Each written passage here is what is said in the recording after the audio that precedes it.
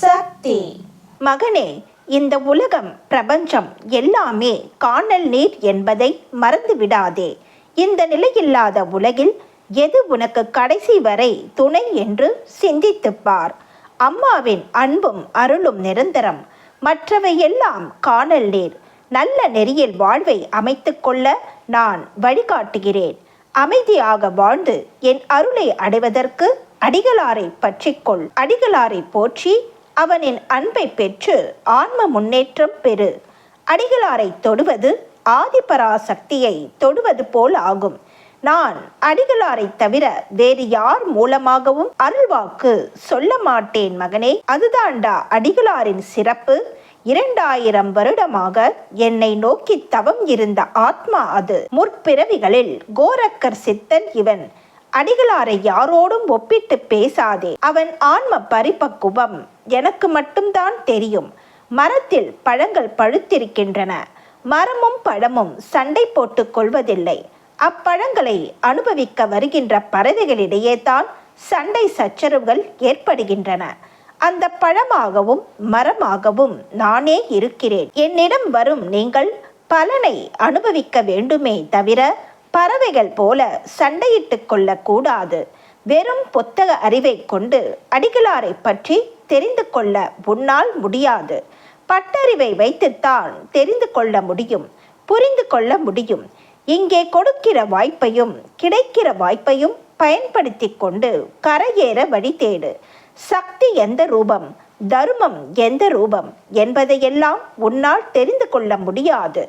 குழந்தையை தாய் காப்பது போல, கன்றினை பசு காப்பது போல நாளைய உலகத்திலும் என்னால் தான் உங்களை காப்பாற்ற முடியும். அன்னையின் அருள் வாக்கு. அம்மாவிடம் வந்தும் கூட வேதனையை அனுபவிக்க வேண்டி இருக்கிறதே என்று நினைக்கிறீர்கள். உன் சுற்றுச்சூழலை கவனித்துப்பார், உண்மை விளங்கும். மனித இனத்தில் அசுத்தமும் துர்நாற்றமும் பெருகி வருகின்றன. எண்ணங்களில் சுத்தமில்லை, செயல்களில் சுத்தமில்லை. இப்படிப்பட்ட உலகத்தில் வேதனைகள் அப்படியே தான் இருக்கும். எனவே நீ மற்றவர்களால் பாதிக்கப்படுவாய். அதனால் தான் நீ மட்டும் ஆன்மீகத்தில் ஈடுபட்டால் போதாது. உன்னால் 4 பேர் ஆன்மீகவாதியாக மாற வேண்டும். நாடெங்கும் ஆன்மீக உணர்வு பெருக வேண்டும் என்று சொல்லி வருகிறேன். உன்னை வைத்து உலகம் திருந்த வேண்டும்.